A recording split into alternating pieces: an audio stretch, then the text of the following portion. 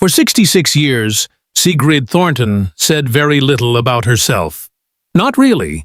Australia knew her as the poised screen goddess, the queen of period drama, the face of the man from Snowy River and Sea Change, the woman who wore corsets like second skin and spoke in the kind of Australian accent that carried a deep, classical dignity. But behind the roles and red carpets, behind the television interviews and timeless cheekbones, there was a silence, elegant, polite, but ultimately sealed. Now, with the kind of trembling strength that only comes from living, Sigrid has chosen to speak. It began not with a book or a documentary, but with a chair. A weathered cane chair on the back porch of her Melbourne home, where the wood is splintering and the sun cuts the leaves into golden lace. She sat there one afternoon, her body aching in ways it never had before, her breath shorter, her fingers slower, and she felt something shift. It was the pain, yes. The chronic twinges that had started as just a bit of age had become sharper, deeper. Joints swelled like secrets. Her once agile body, the one that had galloped across mountain ridges and held a nation spellbound, now whispered betrayals in every sinew. But it wasn't only the pain, it was the realization that time had done its work. Time had softened the lines of judgment. It had smoothed the need to be perfect, to always deliver, to always conceal. For decades, Sigrid had lived with the quiet responsibility of being beloved, a national treasure. There was little room to fall apart in public, and so she never did. Until now. The event that nudged her out of silence wasn't glamorous. It was a simple Q&A at a regional arts center in Bendigo. She had been invited to speak about her career, but halfway through, when someone gently asked, "What do you think you've lost with age?" Sigrid didn't take the safe path. She didn't reach for metaphors or actress bravado. She said, "I think I've lost the armor, and I'm glad." The room froze. Her voice quivered, not dramatically, but with something far more disarming. Honesty. "My body's falling apart," she continued. "I wake up stiff and swollen. I can't remember lines like I used to. I get scared more easily. But I also laugh more freely. I'm no longer trying to be what people want. I'm finally trying to be what I need." It was the first time anyone had heard her speak like that. Unvarnished. She spoke of insomnia, of the surreal grief of aging, of doctors and MRIs, of the long, humbling journey of learning how to walk again without resentment, of how she hated mirrors, not because she feared wrinkles, but because she couldn't see herself in them anymore. She spoke of her mother's death and how, suddenly, mortality became less poetic and more bureaucratic. And she spoke of loneliness, not as tragedy, but as weather. It comes, it goes. And yet, there was nothing bleak in her voice. Sigrid spoke as if she were walking barefoot into a lake at dusk, cold and clear. She wasn't bitter. She wasn't angry. She was simply ready. Ready to no longer pretend that age hadn't come. Ready to lay down the expectations of grace and ease, and admit that it was hard. It was bloody hard. And that was okay. This shift from myth to woman is perhaps the most extraordinary act of her career. In breaking her silence, Sigrid Thornton has done something no script ever allowed her. She has made aging visible, not as a decline, but as a pilgrimage. She has made illness a form of storytelling, the body's memory made flesh. Each pain is a paragraph, each doctor's visit a plot twist, each moment of vulnerability a crescendo, and the public responded, not with pity, but with reverence. Letters poured in. Women in their 60s, 70s, 80s wrote to say, "Thank you. Thank you for saying what we couldn't. Thank you for showing us it's okay to be seen as fragile and still be strong. Young actors wrote too, surprised that the icon they'd idolized also cried in the shower and forgot appointments and sometimes sat on the floor just to catch her breath. She had never seemed more majestic. Sigrid didn't write a memoir. She didn't start a podcast. She didn't rebrand herself. She simply let the silence dissolve, bit by bit, story by story. And somewhere in those honest admissions about her crumbling knees, her night terrors, her guilt over slowing down, she became something more than an actress. She became a mirror for everyone terrified of becoming invisible. She stood there, radiantly human, and showed us how to keep standing even as the bones rebel and the world forgets. She spoke finally, not with the voice of youth or fame, but with the cadence of truth. And in doing so, Sigrid Thornton has not faded from view. She has stepped into the light. She has always been composed. Even in stillness, Sigrid Thornton held herself like she knew a camera was watching. Back straight, eyes alert, neck poised like a ballerina who forgot to retire. But now, in the quiet of her home, the posture has changed. Her shoulders slump more often, and there's a little white ceramic heater she carries from room to room like an old friend. She wears thick socks indoors even in early spring, and keeps a folded cotton handkerchief tucked up her cardigan sleeve. Not as a fashion statement, but because her nose always seems to run these days. There's a tiny ritual to how she makes her tea. Always loose leaves, always Darjeeling, always with a splash of oat milk. She uses a small strainer that once belonged to her mother, and the way her hands hover over the kettle speaks to 1,000 mornings exactly like this. It's in the curl of her fingers now, a slight arthritic hesitation, a soft grimace when twisting the lid. Still, she persists, even with the pain. There is grace in her stubbornness. Her home feels lived in, not curated. There's a pile of yellowed scripts on the coffee table, some with her annotations in blue ink, others untouched since 1992. Her reading glasses are smudged, and her cat, an aging tabby named Theo, seems to rule the place with silent dominion. On the wall hangs a large sepia-toned photo of her from her 20s, windswept and wide-eyed. Sometimes she looks at it too long, not out of nostalgia, but as if waiting for the girl in the photo to say something first. There is a vase on the windowsill filled with eucalyptus sprigs. No flowers. She says they die too quickly and make the house smell like endings. Eucalyptus lasts longer. Smells of home. When visitors come, she lights a sandalwood candle and folds a blanket neatly on the couch, even though she no longer hosts as often as she used to. Conversation comes slower now, not because she's lost wit, but because she's grown selective. She doesn't fill silences for the sake of them. She listens like it matters. And when she speaks, there's no filter of performance anymore.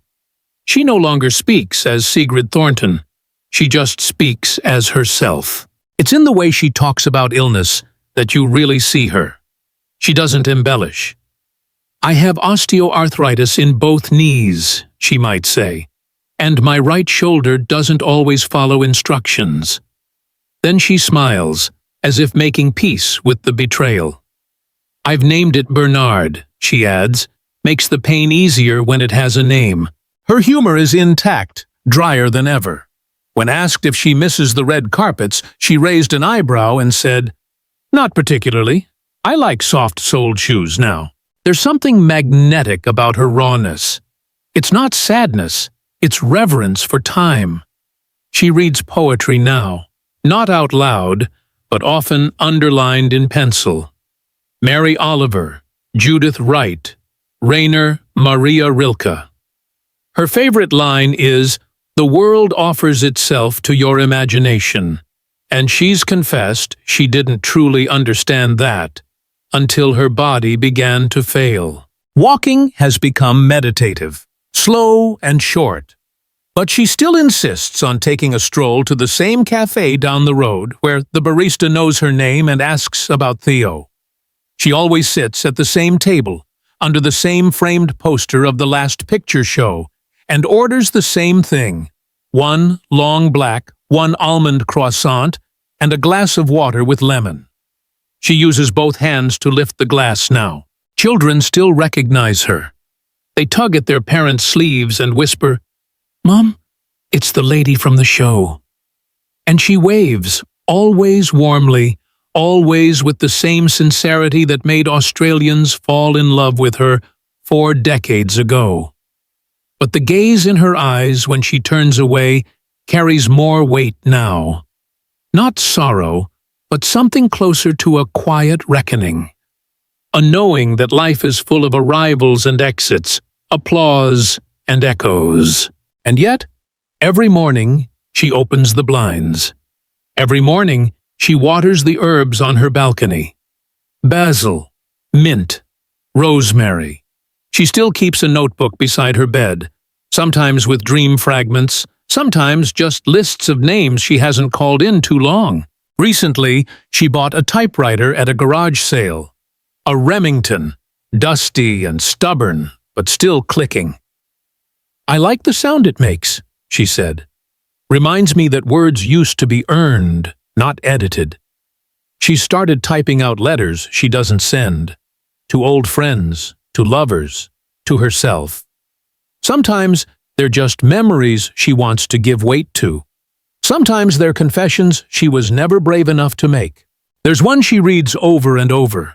It starts, "To the girl I was, I'm sorry I expected you to hold everything together. You were just trying to survive." Sigrid isn't afraid of breaking anymore. She says the body's collapse is not a betrayal. It's a return. To the bones, to the breath, to the truth of being human. And in that return, she has found something richer than applause. Peace. Her mirror, once the site of 1,000 roles, now shows her someone quieter. Not lesser, just real. And somewhere in this unraveling, in the softness, the shakes, the pain, the pauses, Sigrid Thornton becomes more than an actress. She becomes a story keeper. A woman walking beside time, not against it. A woman no longer performing, but finally being. And as she places another eucalyptus sprig into its vase, hands trembling but sure, she smiles to herself, aware that the silence she held for so long wasn't emptiness. It was preparation, and now the world listens. But there's something else, something she hasn't spoken of. Not yet. Not in interviews, not in that art center Q&A, not even in the handwritten letters folded and tucked away in a drawer under her Remington typewriter. A presence, or perhaps a shadow, lingers in the cadence of her voice when she talks too long. A pause, too measured. A subject, too carefully sidestepped.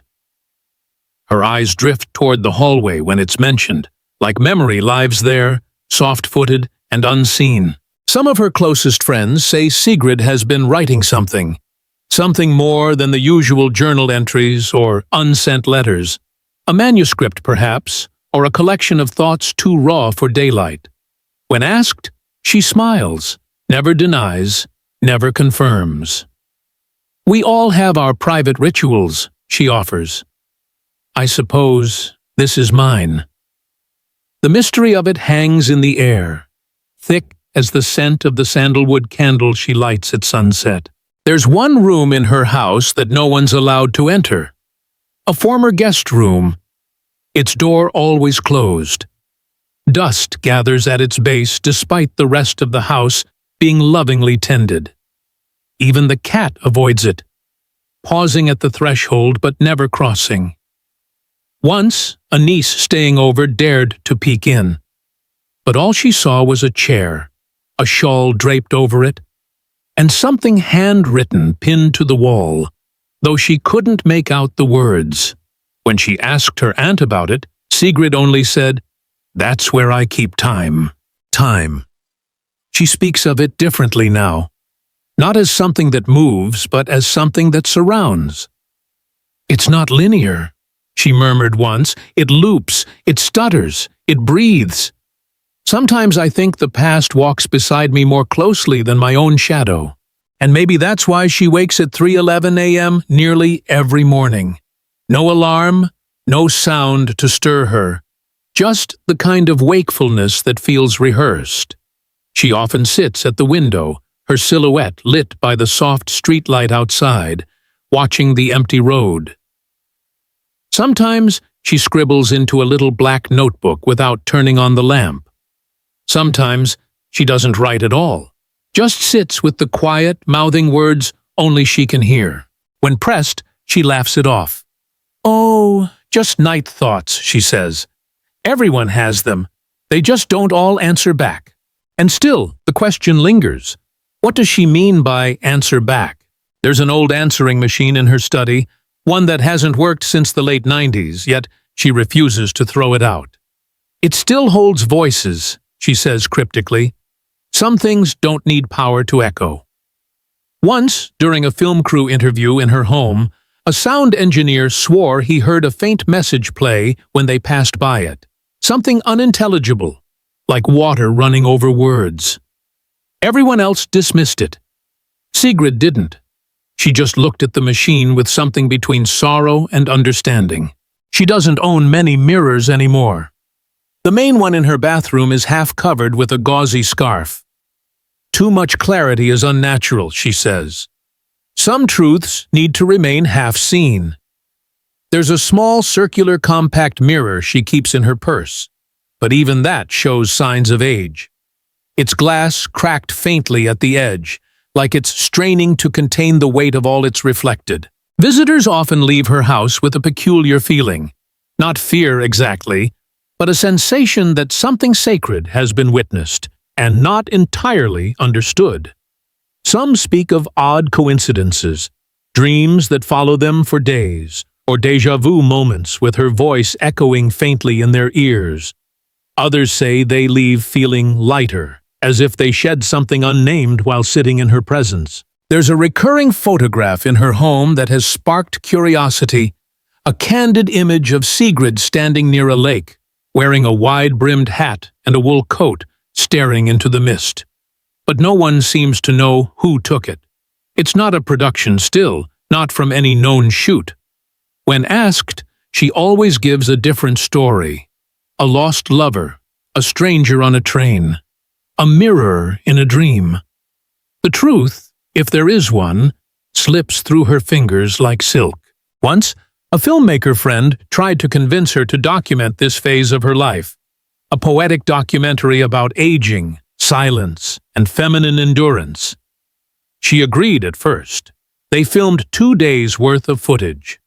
But on the third day, Sigrid called it off. "It doesn't belong to the lens," she said. "Some things don't want to be captured. They want to be remembered." Even her health, so openly acknowledged, seems layered. She speaks of her failing knees and aching spine, of inflammation and exhaustion. But there are hints of something else, something not yet named. The way she occasionally winces while walking, the discreet medical book tucked behind fiction titles in her shelf, the appointment cards hidden inside the poetry collection. There's a line she won't cross, a final piece withheld. She once said, with the twinkle of mischief, "You don't survive 6 decades in the public eye without mastering the art of concealment." So we wonder, what is she not telling us? What happened in that silent room? What is she still carrying? What whispers through her bones in the dark? Her story doesn't offer neat resolution. It breathes like fog, shifting, settling, then lifting just enough to show the outline of something larger. Something ancient, maybe. Or maybe just heartbreak. And still we lean closer. We rewatch her films not to see the performances, but to search for clues. tiny inflections, glances held too long, tears that come too fast. Was she always telling us, in her own way? Was the silence not absence, but a different kind of language? In her presence, you feel the pull of something unfinished, a door ajar, a voice half-remembered, a woman still evolving, not into someone new, but into someone more completely herself. And as the eucalyptus fades on the sill, as the candle burns low, as the rain begins to fall against her window once more, Sigrid Thornton sits, wrapped in her shawl, pen in hand, gaze unfixed, writing lines no one may ever read. Or perhaps one day we will. There is a particular afternoon that keeps returning, a quiet one, pale, with soft light spilling through the sheer curtains of her study. The kind of afternoon that smells faintly of old paper and sun-warmed wood. Sigrid sits by the window in her usual chair, the same one with the slight tear in the cushion, stitched clumsily by her own hand during one of her mending phases. A cup of cold tea rests on the armrest, long forgotten. She holds a small photograph between her fingers. Worn at the edges, its corners curled, it shows a group of people in shadow, faces indistinct, standing by what appears to be a stone monument somewhere far from here. She turns the photo over. Nothing on the back. No date, no name, no scribbled clues. But she looks at it like it matters, like it always has. Sometimes she says she dreams of water, of standing waist-deep in a lake surrounded by fog. The water always still, too still. In the dream, she's alone, yet she always feels watched, not with fear, but with a kind of recognition. As if something remembers me, she once whispered to a friend. Even when I don't remember it. She rarely speaks of her father, or what happened in the final years of his life. But there's a book of poetry on her shelf, one she's had since she was a teenager. Inside is a dried, pressed leaf and a short note in a handwriting unlike hers. We do not vanish. We transform.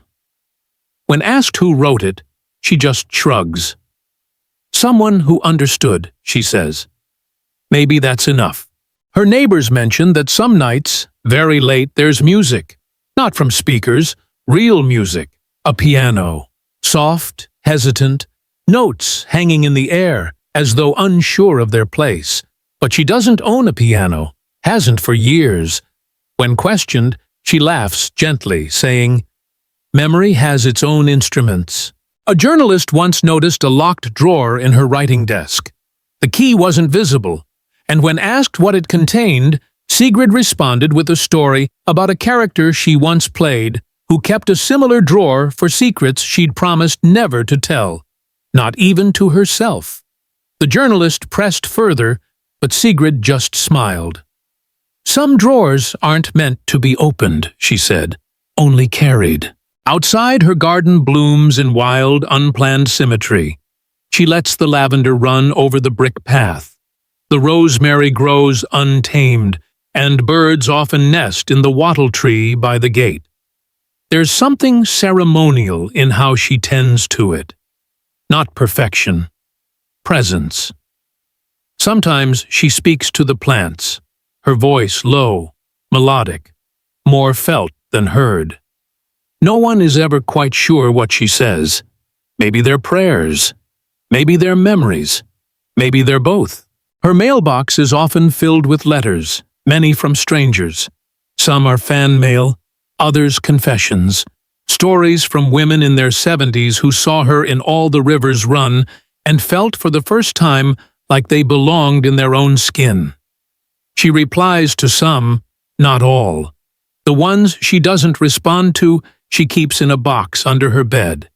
Even unread stories deserve a home, she says. She no longer performs, at least not publicly. But sometimes she recites lines in her garden, lines no one else seems to recognize. Not Shakespeare, not Chekhov, not anything from her past catalog. Original, perhaps, or borrowed from some unseen script. Her cat sits nearby, unblinking, as though privy to an ancient ritual. There's a recurring figure in her sketchbooks, a faceless woman wrapped in long fabric, always standing on the edge of something. A cliff, a window, a shore. Always alone, always in profile. Sigrid never explains her. She's just always been there, she mutters, flipping past the pages. But the figure returns again and again, more detailed each time, as if slowly remembering who she is. Her kitchen clock ticks too loudly now. Or maybe the house has grown quieter. Either way, the sound fills the gaps between her thoughts. Tick. Tick like a metronome for her days. She says she can tell what time it is by instinct now. When you've lived long enough, the body tells time differently, she once noted. It's not about the hour. It's about the ache. She recently received a letter from a man in Hobart who claims to have known her decades ago. The letter was brief, cryptic. It ended with, "I wonder if the stone is still where we left it." She didn't show it to anyone, just placed it carefully in her wardrobe behind a row of long coats. The next day, she walked to the post office and mailed a single blank postcard to an address that no longer exists. One evening, a friend arrived early for dinner and found Sigrid standing at her back fence, speaking in a hushed voice to no one visible. When asked, she simply said, "I was rehearsing something I've forgotten." They let it go. Some things, with her, were better left unnamed. And there's the matter of the drawer again. Not just the one in her desk. The metaphorical one. The one we all carry. The place where the parts we can't face yet are stored until we're strong enough or broken enough to look. Sigrid's drawer has grown heavy. That much is clear. And yet, she carries it with an elegance that defies explanation. She still keeps fresh bread on the table. Still lights the hallway lamp even when no one is expected. Still leaves a book open face down beside the bed, as if someone else might pick it up where she left off. There are days she disappears, not far, but when friends call, there's no answer. She returns hours later with dirt under her nails or wind in her hair, and no explanation. "I needed to be somewhere," she says. "Somewhere old." Her voice, though quieter now, still holds a command. It's not what she says, but how she says it. How each word feels weighed, sifted, selected. There's no rush to her sentences, no flourish, just truth, pared down to its barest breath. And if you ask too much, if you try to dig beneath the silences, she'll gently change the subject. Offer you tea. Tell you a story about filming in the Highlands, about rain that never stopped, and costumes that clung to the skin like second memories. She'll make you laugh. You'll forget the question. And maybe that's the point, because some stories aren't meant to be resolved. Some names are meant to be whispered, not spoken. Some lives are too complex, too sacred, to be reduced to a tidy ending. So you sit there, beside her, in that sunlit room, and let the silences stretch. You notice the way her fingers tremble as she lifts her cup, the way her eyes flicker toward the hallway, the way she hums a tune with no melody, just rhythm and breath. And slowly, you begin to understand. Not everything is meant to be known. Not everything is meant to be told. And Sigrid Thornton, in her quiet unraveling, has offered you something rarer than certainty, a place inside the question.